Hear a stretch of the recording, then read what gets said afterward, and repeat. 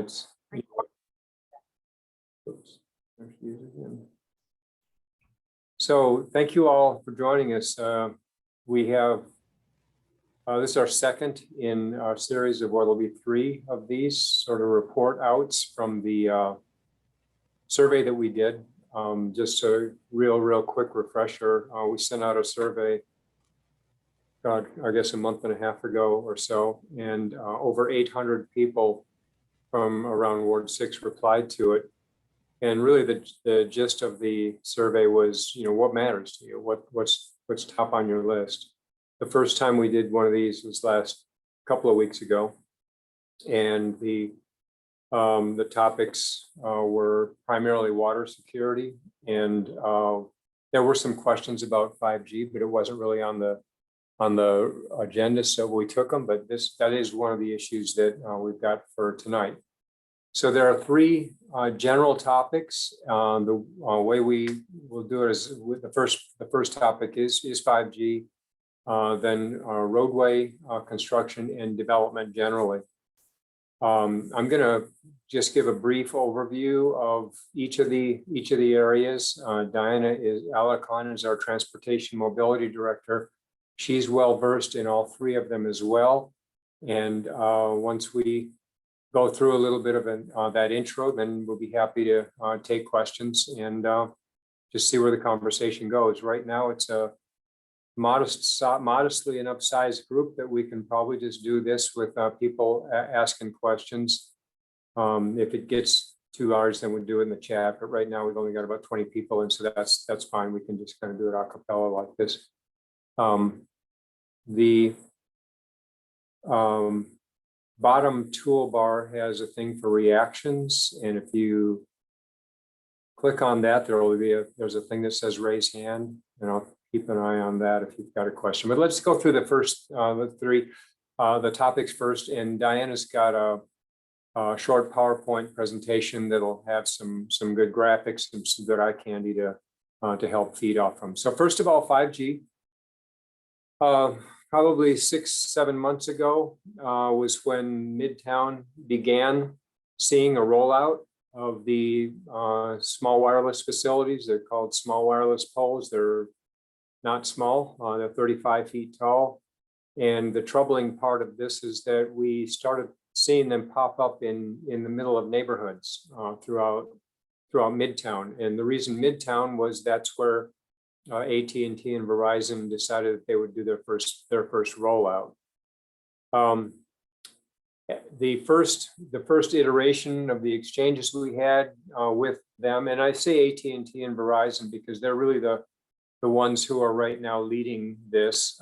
T-Mobile Sprint has been focused on the really big poles that you see on major intersections. I think there's one at Campbell and Speedway, for instance. And so, but they have not begun the rollout in residential areas, which is not to say they won't, but that they haven't gotten there yet. So we've seen them. I know we've seen some in Samos because I met with a realtor and a woman from Samos over there to talk about some co-location or moving them options. We've seen them in Glendon Elm, Sam Hughes, other areas around campus, and moving out east to Peter Howell neighborhood and some others around that school. The combination of state law and federal law were put in place through the FCC to give the telecom providers pretty much free rein on where they could put these things. And it was troubling that their first reaction was, we have the right under state and federal statute to just locate these where we want. Some of us thought that there was a better way to have that conversation. And so we have, I guess, evolved it from, I guess, a lot of fairly tough exchanges with them to the point that right now the city is, and Diana is leading, Alarcon is leading this exchange through our transportation and mobility department. We are engaged with the telecom providers, and that would include TEP as well as one of the players in putting together a utility manual that is going to be out within 10 days or so. And the purpose of the manual is to sort of circumscribe within the confines that we have to operate within what the conversation needs to be. Right now, there has been very little, if any, outreach prior to issuing permits. That is because they don't have to do a whole lot of outreach. There's something like a door hanger for 10 days before pre-construction happens. The utility manual is going to really up our game in that and require real robust outreach. Another thing that it's going to do is draw some lines in the sand as to how close these poles can go to other, call them vertical elements. That could be a street light, it could be a stop sign, it could be, importantly, a utility pole. One of the conditions of state law is that utility poles, TEP utility poles, are an absolutely appropriate use for co-locating small wireless facilities. TEP, when I first approached TEP about that, they conceded right up front that they were not happy with state law. And so, what they were saying was that we, TEP, are going to require what's called a master licensing agreement, an MLA, for any of the telecom companies before they'd be allowed to co-locate. And initially, the answer was, TEP's answer was, those take 9 to 12 months to negotiate. The problem with that is that the city is under a 75-day time restriction before once a permit is issued. If we don't, or not issued, but once a permit is requested, that if we don't answer within 75 days under state law, that permit is assumed to have been approved. So we're under 75-day shot clock. TEP was trying to run out the clock by running 9 to 12 months for these MLAs. We are including within our utility manual requirements that the new small wireless facilities have to demonstrate to us that they have at least considered all possible options within 150-foot guidelines for co-location.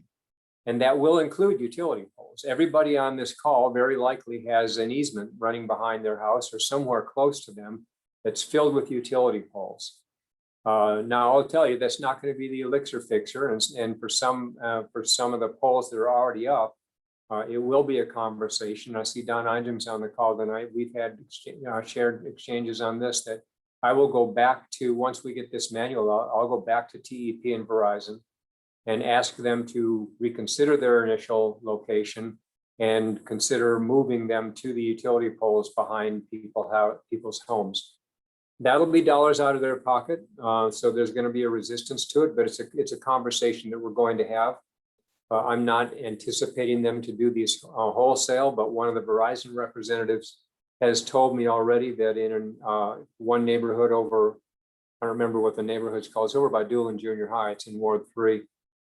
They have said that we will consider moving it to utility pole once we get the manual in place. So the conversations are going to happen. But up until we really started pushing back on them, they weren't even looking at co-location. And again, one of the people from one of the companies called me offline one day and said, look, our MO on this is that we're taking the path of least impact on us. And so when we can walk up to a right of way, whether it's in front of somebody's house or not, the easiest thing for us to do, TEP or AT&T or Verizon, is to simply point to a piece of ground in the right of way, whether it's in front of someone's house or not, and say that's where we want to put it. And immediately that 75-day shot clock kicks in. So we're going to have options. We are more or less pushing our way to the table and forcing ourselves into the exchange. Some of the locations that they have chosen are just god awful in terms of the impact on people's sight line off their front window. But we're moving forward with that manual. There are some things that we cannot engage, and they have to do with health concerns, the maximum effective radiated power, those kinds of things. We are proscribed by both federal FCC statute and state law from even considering health impacts on our siting decision. So I know there are a couple of groups around right now who are really wanting me to press for an ordinance that includes those kinds of considerations. We simply can't do it. I've said to the groups, I can't do what I can't do under law, but I'm certainly happy to engage in the areas that we can. And so we are doing that. So that's a quick overview of the 5G. Let me shift into roadway, and then we'll go to development. I'll turn it over to Diana. She's got her presentation. The roadway, I want to, the roadway construction, I want to pivot from my piece of it, and Diana will take it in a different direction, talk about more complete streets.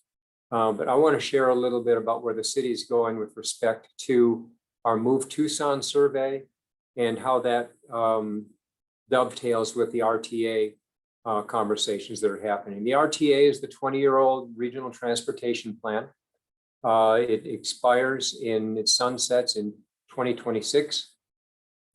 Right now, the RTA, which is made up of 9 different jurisdictions, Tucson, Pima County, South Tucson, Marana, Oro Valley, unincorporated Pima County, and some others, are engaging right now in a conversation about how do we move that forward? Do we all agree on taking it back to the ballot? And if we do, what does that look like?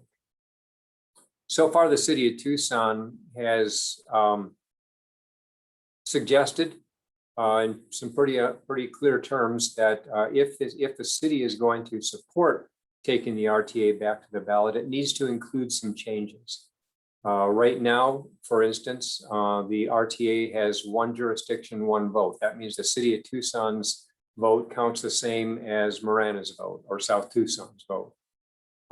We believe that because the city constitutes more than 40% of the population and tax base, that our vote ought to be more heavily reflected in the way transportation projects and the kinds of allocations that they're voting on is reflected.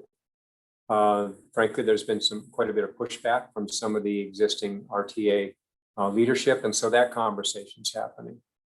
Pavement repair, road repair, that is not a part of the existing RTA package. Many of us believe that if the next RTA package is going to be successful, it absolutely has to be. Right now, the current MO for the RTA is that we're going to build expanded capacity, such as widening Broadway, widening Grant. But we're not putting any money in to repair those roads once they're built.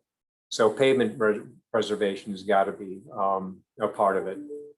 The allocation of dollars should mirror what our financial participation is in terms of tax base. It's a 0.5-cent sales tax. We have nearly 500,000 City of Tucson residents who are paying into it, and how the project dollars are allocated ought to more closely reflect our participation and our contribution.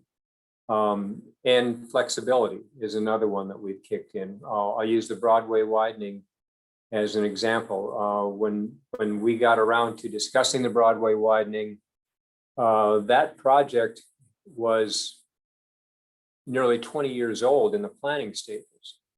The way it was sold in the first RTA in 2006 was based on traffic projections that very simply were not being exhibited when they did the updated projections in 2010, 11, 12. And so many of us were saying Broadway does not have to be 150 feet wide and 8 lanes wide and have it pinched down to 2 lanes as it enters into downtown.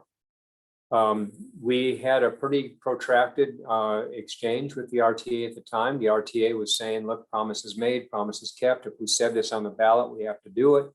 I and others were saying, actually, I think voters would appreciate hearing from planners that if 20-year-old projections don't make sense any longer, why are we doing it? Let's use our taxpayers' dollars more wisely. So we skinnied it up a little bit to about 125, 120 feet. The value of that is that it saved about 100 to 120 businesses on the north side of Broadway, largely historic businesses that are locally owned. And so there was some value in that. I still think that was too wide, but it's a conversation that I think in terms of new RTA really tease up the notion of flexibility for the next iteration of the RTA. Now, if we don't come to agreement, we, the city of Tucson, the mayor and council, don't come to agreement with the Team Association of Governments, the PAG board, on some of those issues, we will very likely take the position that look, then we'll go our own. And so we have already called an election for May of next year for the extension of Prop 101, and that is the half-cent sales tax that we're all paying for a combination of roads and public safety. That expires next year. And so from a timing standpoint, we decided we need to call that election now, so that clock doesn't run out on us. We're not necessarily committed to it if we can come to agreement with the RTA, but in the event that we can't, then we have it on the ballot for next May. And the final component of this roadway piece is the Move Tucson, which is our own 20-year transportation and mobility master plan that really Diane Ellercon was the primary architect for. And there's a survey right now that if you just Google Move Tucson survey, it'll pop up on your screen and you can still take it. It really is asking for your input on what you would like to see, how you would like to see transportation and mobility sort of evolve in the city of Tucson over the next 20 years. And it really literally only takes you 5 minutes to do the survey. So it's really pretty intuitive, and we would really like your input on it. And so that's sort of my quick overview on the roadway piece. I'm going to segue to development and then pass it off to Diana. The development I'm going to use as a sort of example, riffing off of the roadway piece and the comments I made about Broadway, to talk about the Sunshine Mile overlay, which is what we just approved, about 80% of it anyway, on the Broadway corridor between Euclid and Country Club. My estimation is that in doing this, we made lemonade out of lemons. The Broadway widening was too wide. It was taking out too many businesses. But what we did was we engaged with Rio Nuevo and a group called Project for Public Spaces and put an overlay into place that goes from Euclid to Country Club. And it sets different development standards in place that really reflects the character of that 2-mile corridor. And there are 4 or 5 different sub-districts, because the area for instance, by Broadway Village is much different than the area over by the bungalows by Rincon Heights. So we have 4 or 5 different sub-districts. They cap the height, but they give incentives for parking, putting together shared parking arrangements to preserve the small local businesses. You cannot take advantage of the Sunshine Mile overlay if you're going to demolish an existing historic building. And so we've got the preservation element built into it. But the goal was really to preserve the character of the Sunshine Mile while that construction or after the construction is ended. And so we didn't just wind up losing a bunch of buildings, which are small local businesses. And I know Z-Moms, which is at Treaton Broadway, that's the Ethiopian restaurant. They want to stay and they want to expand into a very cool little sort of ethnic food village. I know Rocco's wants to stay on Broadway. They're going to move into what is now a city-owned building. Laura's wants to stay. They're working through some issues right now with respect to their designation. And many of you may have read about the bungalows. There are 5 little bungalows over by Rincon Heights that were actually moved back from the roadway. They laid the utilities in and pushed them back up towards the roadway. And they're an example of historic preservation as well. So with that, I'm going to pass it off to Diana. That's a real rough overlay. real rough overview of the three topics. Once Diane is done, then we're certainly happy to take the questions. We've got about 30 people in. We'll try and do it with the hand raise and see how it works out. So Diana, it's all yours, and I think you've got the ability to share your screen, correct? Yes, sir, I do. Good evening. Thank you, council member. I appreciate it. I'm just going to bring up my slide presentation real quick, and we'll be ready to go. And can y'all see that? Yep. Perfect. Let me just put it in slideshow so it looks pretty. All right. So good evening, everybody, and thank you for the opportunity to speak with you this evening about our Complete Street Initiative. So in February of 2019, 2019, Mayor and Council actually approved Complete Street guidelines, and there's 9 guiding principles for our Complete Streets. So many people ask me, what does Complete Streets mean? So I just want to give you a little bit of background, but really it's about an all-in-one approach to designing and constructing and maintaining our streets that prioritize safety over speed. And they really look at making sure you balance all the modes and prioritizing, again, the pedestrian experience, the bicycle experience, seniors, children, your 8 to 80, really those folks that are most vulnerable, and making sure that we're building our streets so that they're safe, comfortable, and convenient for any mode to be used.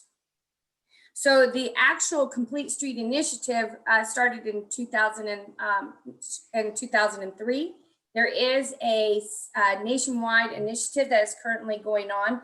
But again, as I said, our mayor and council actually approved our 9 principal guidelines back in February of 2019. So Complete Streets, this is what it looks like. It's about creating these modes creating safe movement for all modes. So here's a great example on the left of a bicycle lane that has a buffer bike lane. So there's a designation between the bicycle and the vehicle, as well as you also notice there's a sidewalk as well. It's also about identifying the opportunities of how we can better use our space. So we're currently working with the guidance of mayor and council on a parklet and streetery ordinance that we hope to bring back before mayor and council for consideration either September or October this year.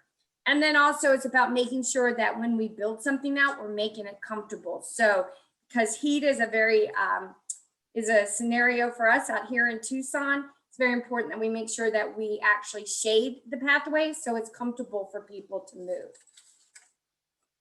So here's another great example of Complete Streets and how it varies based on the street and the local roads. So here is a more active street where there's a lot of vehicular movement as well, but also allowing for that safe, but also for parking to happen. So Complete Street is, again, high-level policy direction that we received about prioritizing the experience for the pedestrian and the bicyclist, but making sure we also incorporate all of the transportations. And again, it looks at from the planning stage to the design stage through the construction, and working on it so it has long-term effects. So here's a great example of what you can look at in designing a complete street. So for example, at the very top one, you create a pedestrian island. So when you're looking at a street where you have multiple traffic that is moving, what you want to do for the pedestrian is make that movement across the street very simple and easy to do. So you want to make sure that your cross section is good. So here is a great example of where you have a pedestrian pathway, again, including landscaping to allow for shading. You have a bicycle lane that's for the bicycle only. Then you also have a buffer, and parking can also be a great element to provide a protection against the travel lane for vehicular traffic, as well as against the pedestrian and the bicyclist. And then of course, providing a median that would be a buffer zone for that pedestrian that's crossing across those lanes of traffic. So that's a great one. And then it's also about narrowing the lanes. So one of the things I think everyone can say about our streets is our streets are very wide, and it's very comfortable to speed on our streets. So studies in history has shown that if you reduce your speed limit to, your travel lanes to 10 feet, it actually will cause you to reduce your speed because it's a tighter fit as all different modes are moving on that street. So our recommendation as we move forward is looking at a 10-foot travel lane for regular vehicular traffic. And of course, for our fire trucks and our buses, we're recommending 11-foot lane. But that reduction in the lane width will actually reduce your speed. If you have 14 feet, you feel really comfortable. And 14 feet is what we should have out on our highways, not on our local streets. So Move Tucson is also, as the council member had mentioned, is where we're going to take complete streets and we're actually going to move it into Move Tucson. I can tell you with our Move Tucson, which we've come up with close to over 600 projects, we are actually approaching it through the complete street lens. So it's really about the pedestrian priority again, creating those safe avenues for people to move on our streets.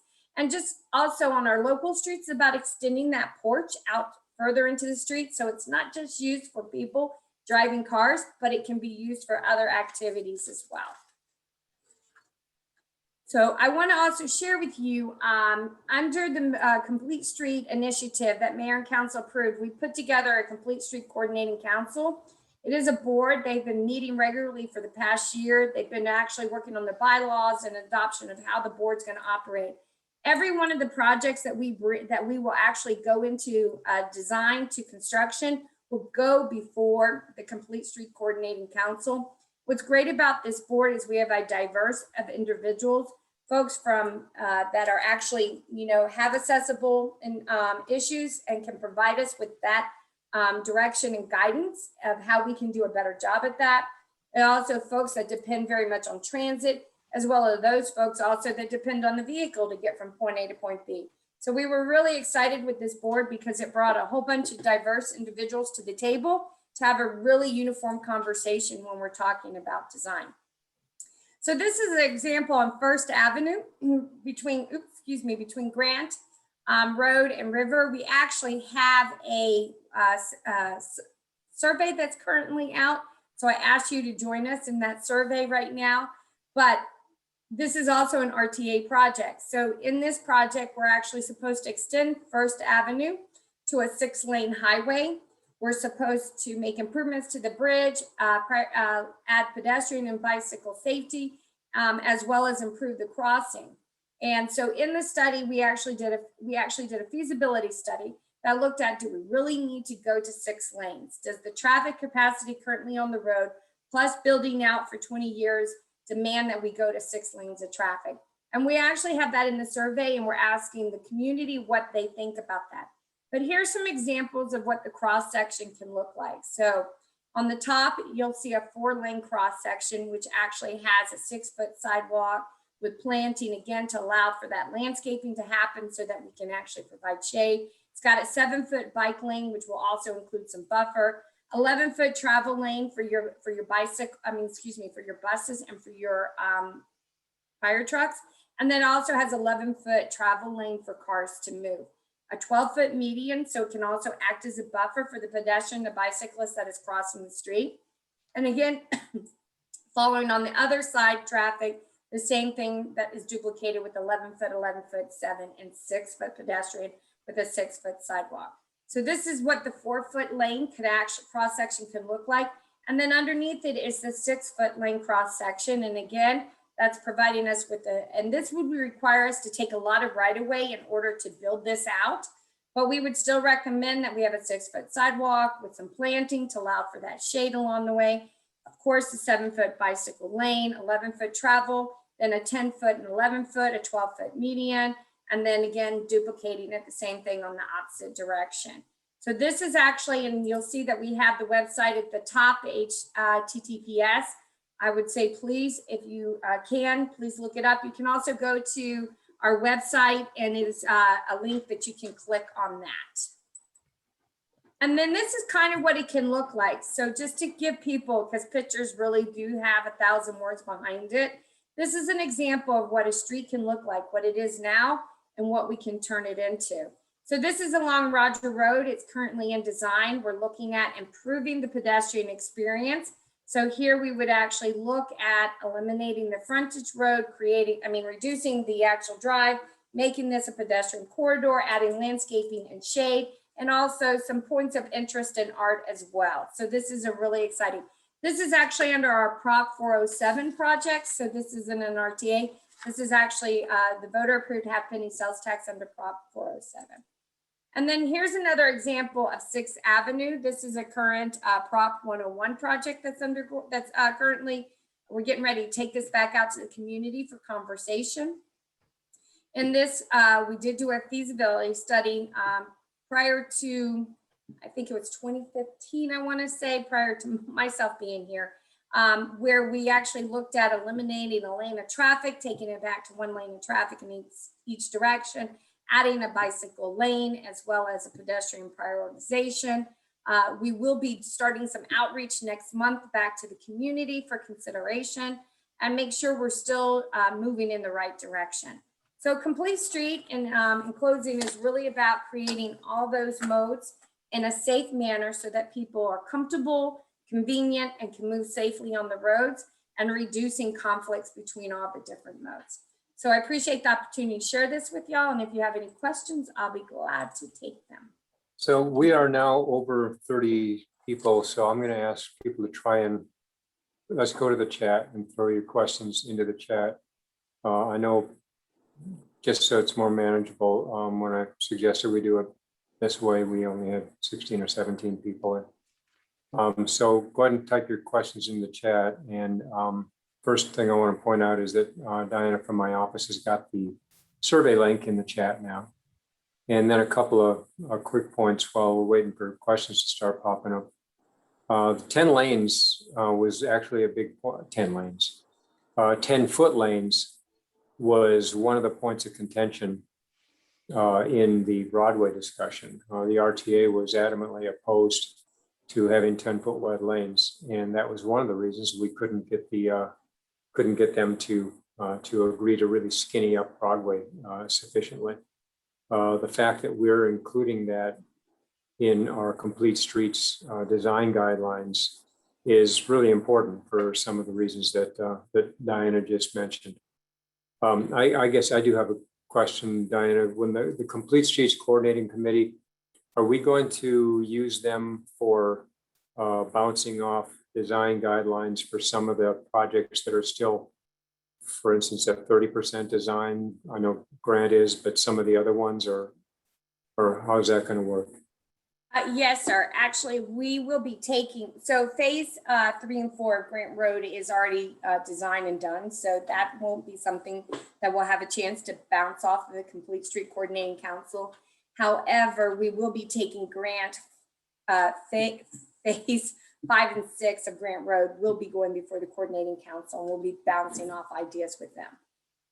And how does the, I'm into the chat now, so go ahead and just, I guess I shouldn't assume, at the bottom of your screen, you've got a little icon that says chat. Just click on that and start typing in your question. Alice is asking about how the Complete Streets program will relate to speed designations. Perfect. So thank you. That's a great question. So actually, we have to follow the MUTCD when it comes to how we actually set the speed limit. And by reducing the lanes down to 10 feet, as the council member had mentioned, will actually pretty much guarantee, I would say my experience has shown me that it will also reduce the mode in which people move. So right now, the MUTCD says that 85% of the travel speed on that roadway is what you will set the speed limit at.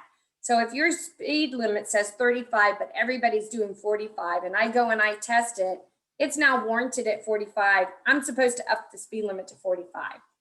By reducing the travel lanes down to 10 feet, which will make the road very tight, people have the tendency to move slower. And we've been able to have success with reducing the speed limit because that 85 percentile drops down too. So if we come in and we change a road out, redesign it, actually construct it and build it, and now let's say the speed limit was 35, but now the average 85 percentile on the roadway is actually 30, I would be able to reduce that speed limit to 30 miles per hour. So that's really where the success has been with the Complete Street Drive, is that we've been able to go through and do speed limit reductions because people are actually driving slower because the street moves much slower. I'll just piggyback on that also. We did reduce the speed limits for our bike boulevards. The state law prevents the city from just unilaterally adopting speed standards unless we can demonstrate a special condition on a particular roadway. And the special condition we were able to demonstrate on our bike boulevards is more bike riders. And so we dropped those down to, was it 15? 25. 20. And in some areas it's 15 and 20. Yeah. And But so 25 yeah, is the max. yeah. So I know cutting through Sam Hughes on 3rd, it's 20. And so there are, so we were able to do that. Now, there's some points and questions in the chat now about protected bike lanes. I know one of your diagrams spoke to that. So both Vitas and Jana are asking about how protected bike lanes may be incorporated into the So roadway. I'm actually a very big fan, sir, of protected bike lanes. So it's not about just putting paint on the ground. And there's different practices out there. I'm not sure if a lot of you folks may have had the opportunity to travel along Star Path, but when we actually redid that road as part of Prop 101, we put in buffered bike lanes, and we actually did the buffer with delineators. And they've actually get damaged pretty a lot. So we're getting ready to test a new product. I call it the armadillo. Other people call it the zebra. But it's kind of, it looks like half of a football with stripes like a zebra that go across. And that's actually supposed to be set up closer to each other.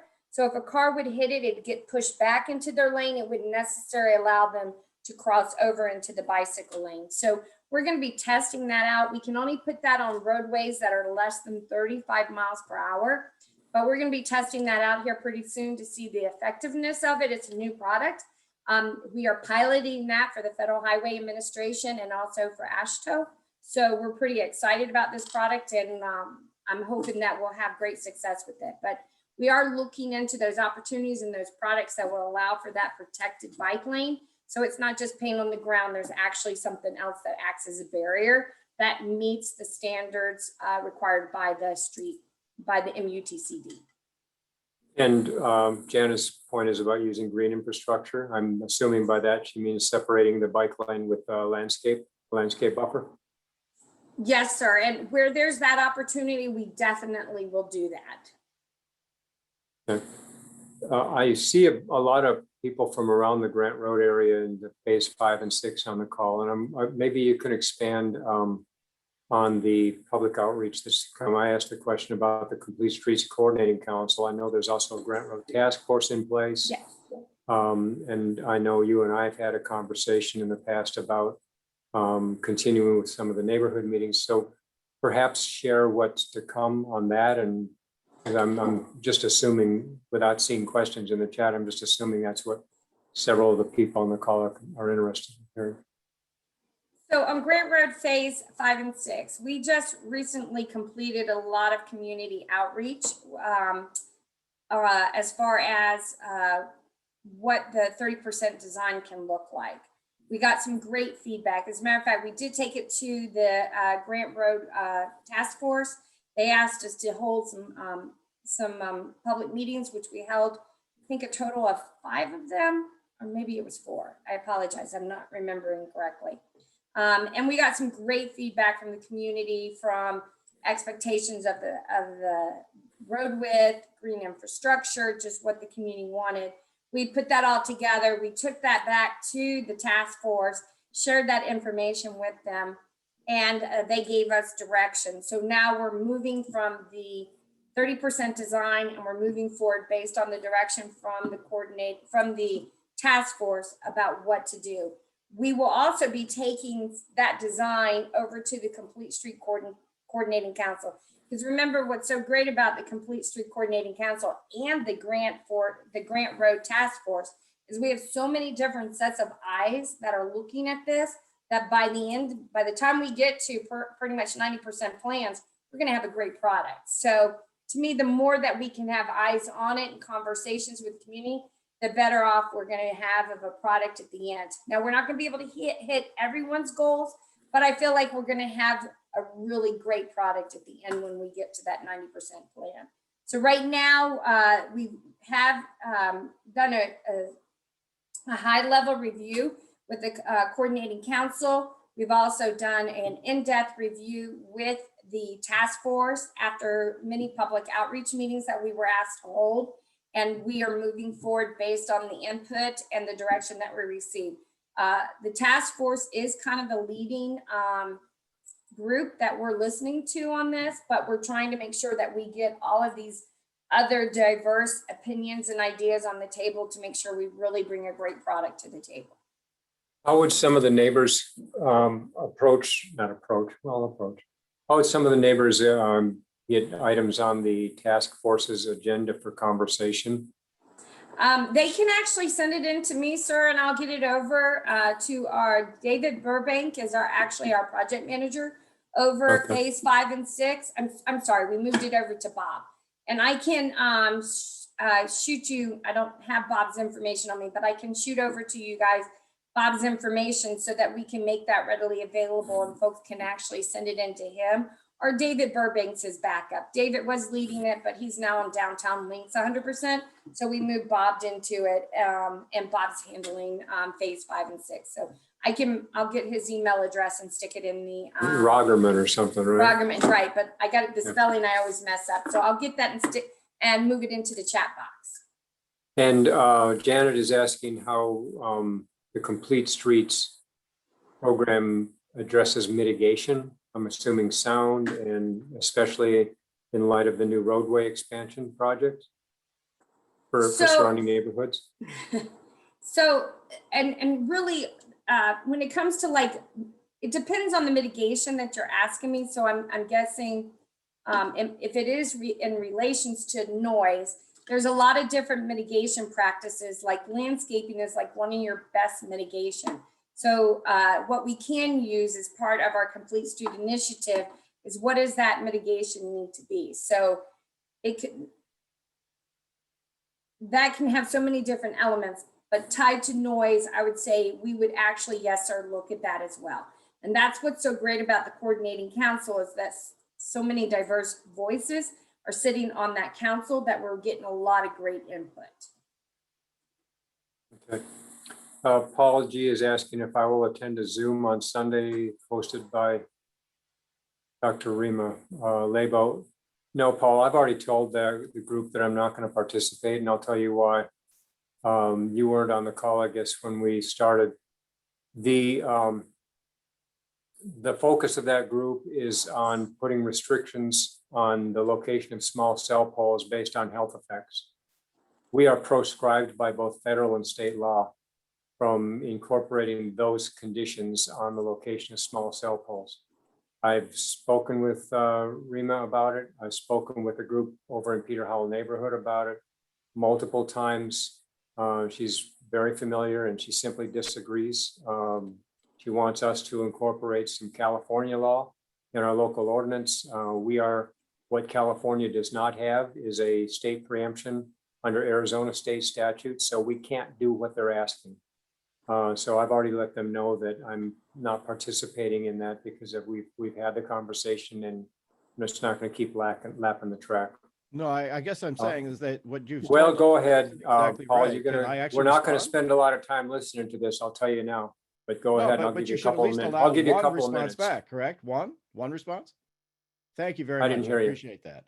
Dr. Rima Leba is not dealing with health effects, she's dealing with public safety. Public safety is exactly what your city must provide to every resident and is actually right there in your code, which you received today with the email that I sent to you and every council member. So what I want you to do is not continue to use essentially a wrap-up statement like that. Okay. And actually we're not going to have this now because I'm going to tell you what, Paul, this is exactly why we're right. That makes sense, right? Yeah.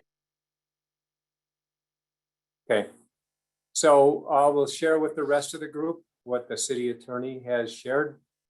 We are proscribed from enforcing co-location. We are proscribed from limiting maximum effective radiation power. We are proscribed from compelling a particular location. NEPA is already required under federal law for where it is required by a particular location. We have had this conversation over and over again, and Paul, I'm not participating in your Zoom on Sunday. Sorry, it's not happening. And this is exactly why. So, any other comments about roadway construction? Joan, you've got your hand up. You have to understand that you do have powers that you're not talking about. That's the Yeah, problem. we're done with it, Paul. Sorry, the answer is no. Yes, I'd like to go back to the Grant Road just for a minute. I tried to put it in the chat and I can't get the chat to go forward. Go ahead, Joan. We hear So you. there's something wrong. And and it may have been while I was fussing with trying to get it on here, maybe she answered it, but the central segments for the Grant Road is all neighborhoods, and they will residences will either front or their backyards will be on Grant Road. And we did read the complete streets, and I am hearing about the coordinating council, but I'm wondering if there's a way that the neighborhoods, people in this neighborhood, these 5 neighborhoods, can have some meaningful input, because those 30% plans just said possible, this is possible. But we need to get a little clearer understanding of what's going on. We did bring our concerns up to the task force, but we got no feedback from them. It was just, it was called to the audience and nothing was said after that. So I'm wondering if there's a way, Diana, that, you know, the Grant Road Coalition and the people who are working on this can have really clearer input from these neighborhoods. Certainly. I'm more than happy. I'll work with Bob on getting some time set up to visit with y'all. Again, the direction that we are taking, though, is through the task force, because that is what was created as part of the overall Grant Road project. But again, we really want to hear from the community as a whole and everyone, so that we can have the opportunity to have the best product in the end. Like I said, we're not going to get everything that everybody wants, because we only have so much dollars in order to get it done. But we definitely want to make sure that we have the best product possible on the table when we get to the 90%. So I'll work with Bob and through the council member's office, and we'll get some time set up, most certainly. Yeah, we'll help facilitate that. And Colette is asking about incorporating landscaping for noise mitigation. Yes, there is a lot of green infrastructure and landscaping that's included in this. Again, I'm always willing to have the conversation. We'll do the best we can based on the dollars that are allowed for this project. But like I said, I think the more opportunities we have to hear from the community to try to get the best product based on the dollar amounts we have is what we're going for.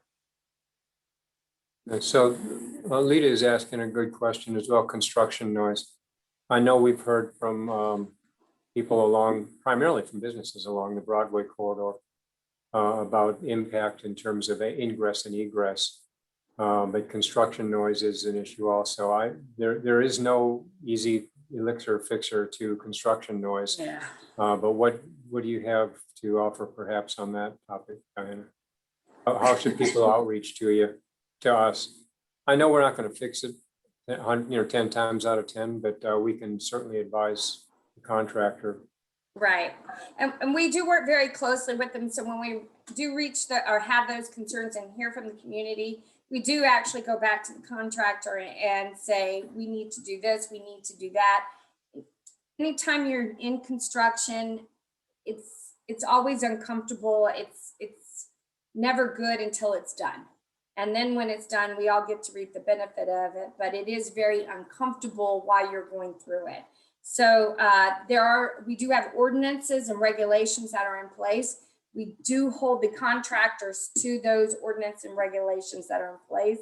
And if we're having some serious problems, we do have a lot of conversations with the contractor on a regular basis. So I will tell you, there's always going to be some pain in construction, no matter what, but we'll do our best to minimize that pain. You were answering Joan while I was reading these, so you might have already answered that. Janet's asking about the 5 neighborhoods directly impacted and how the residents can get involved in the landscaping and general mitigation conversation. So yeah, is that the meeting we're going to coordinate? Yes, sir. That's the meeting we'll coordinate through your office with the neighborhoods.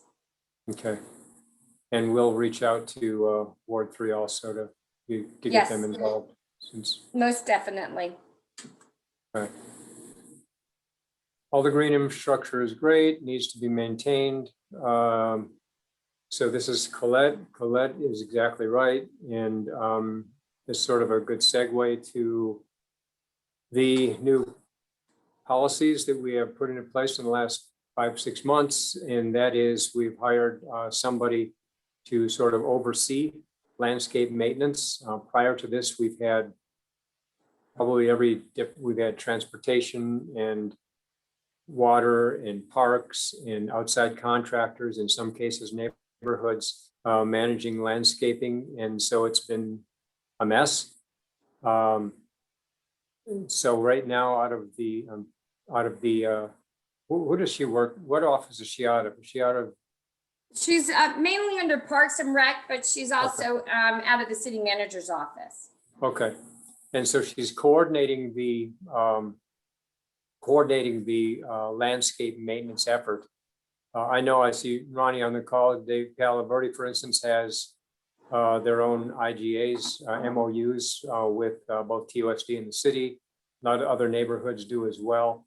It has been an issue when contractors just show up or the city just shows up and just has at it. And so this is, I'm mildly confident that this is going to be well, it's going to be an improvement, but it's going to be coordinating from one point of contact, and that's something we haven't had in the past. So, council member, if I could just add something, because Sure. I am reading some the chat as well. We have been a bit challenged through COVID and continue to be challenged with our labor and how much labor we have to get to the maintenance.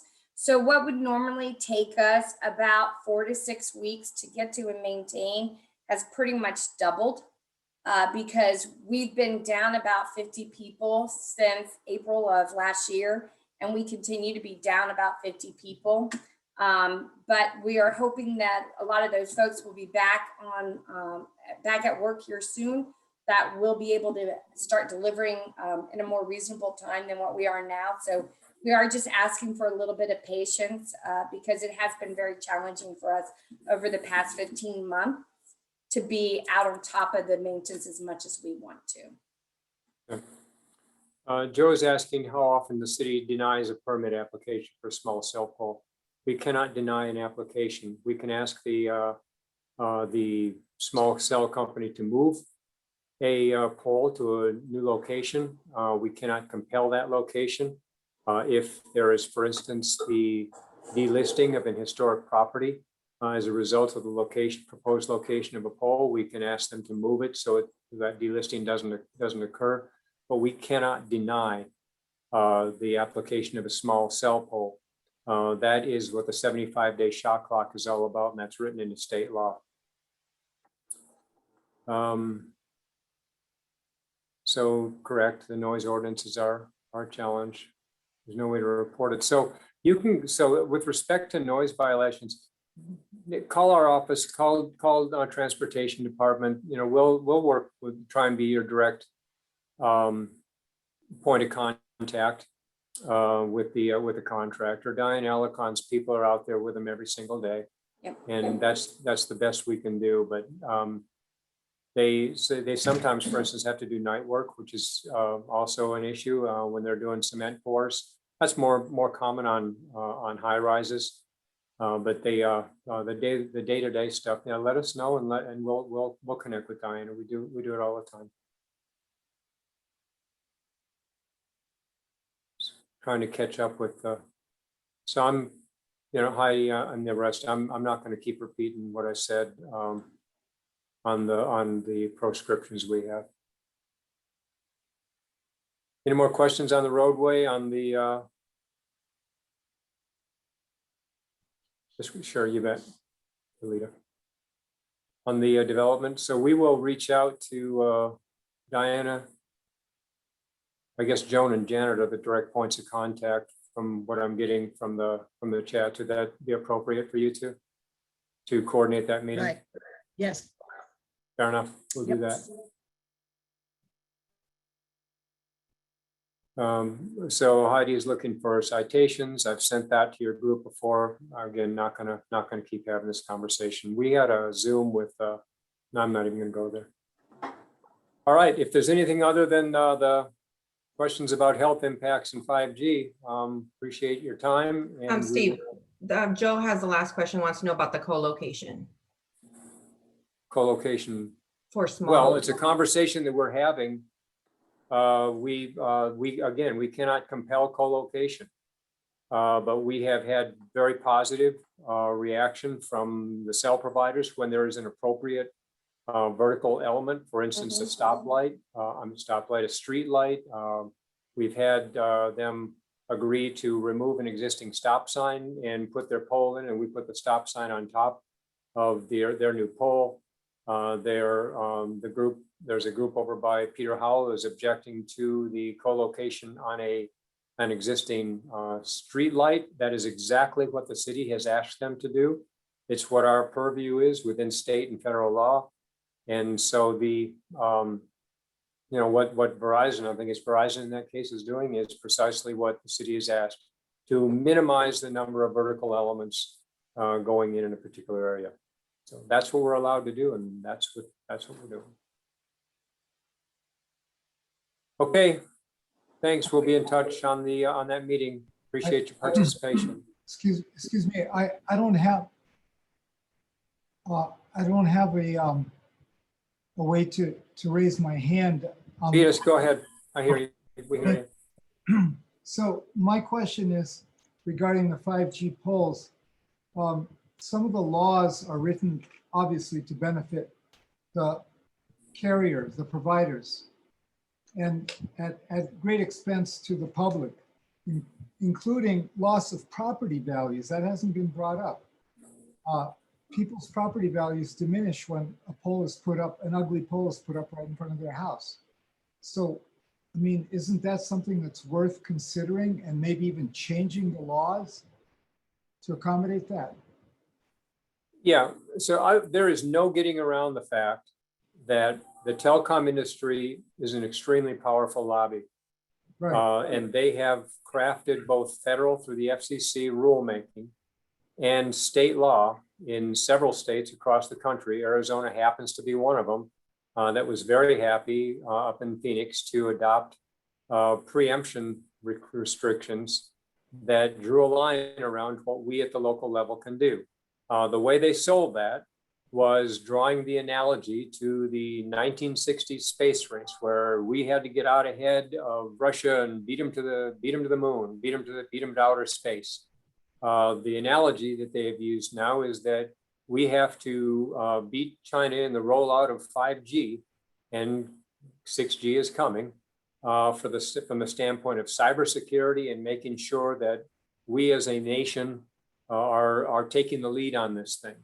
And so what they have done is that they have gone to state legislatures and said, you need to adopt legislation that preempts local jurisdictions from getting in the way of rolling this system out. That's exactly how we got to where we are right now. We cannot pass local ordinances that violate state law. Yes, we can't do it. So what we are doing is we are putting in place this utility manual that will circumscribe where, to the extent that we can, where these poles can go. And putting 150-foot separation, I will tell you, is not something that the telecom industry was particularly happy to see, because it will force the conversation of co-location. But we cannot deny permits. We cannot compel them to go onto utility poles. We cannot compel them to co-locate. street lights. We cannot tell them they can't go on that street light over by Peter Hall School. So there are conversations that we can have. There are conversations that we're prescribed by law. We're having the ones that we can. Our city attorneys have been really engaged on this thing, and it's not as though we can import California law into the state of Arizona. Everybody on this call is very likely painfully aware of what comes out of Phoenix in our state legislature. But I will tell you this, though, that when this preemption law was passed in Phoenix, it was passed 89-1. Oh, So it was not a partisan Republican thing. It was the telecom industry selling our state legislature that this was something that the cities and towns should not be able to get in the way of. And it was because of all the values of 5G that they sold. The only state legislator who voted against it was Pamela Powers Handler. Everybody else supported it. And I've had conversations with many of them, and they are right now considering, if not rescinding, redoing HB 2365, which is the enabling legislation. And many of them who happen to live in Tucson and some in Sam Hughes recognize that that was a mistake. And the same way they did with the Airbnb restrictions a few years ago. Remember, they put those on that the city couldn't get involved in Airbnb and regulating the use of those places in residential areas. It was 2 years later that the legislature started recognizing that it was a big oops and that those things were being used as party houses for people in San Diego just to rent out, and they were ruining the quality of neighborhoods. So yeah, I would love to see 2365 repealed. And if not repealed, certainly modified. We can't do it at the city level. So reach out to your state legislators because I know I have, and I know many of them are sympathetic now because they're seeing them pop up in their own neighborhoods. And maybe that's the answer. I'll pop one of these things in front of Vince Leach or Doug Ducey's house, and maybe they'll have a different perspective. thank you, So Steve. why is it that you can't deny a permit? What's the language in the law that says you can't deny it? Heidi, I have gone over this with your group multiple times. It is proscribed by state law. We cannot deny a permit, and our city attorney What has is shared that that. language? So we're done, and I've shared that citation both in my newsletter several times and the with your group. So. Okay, thank you. Steve, will you be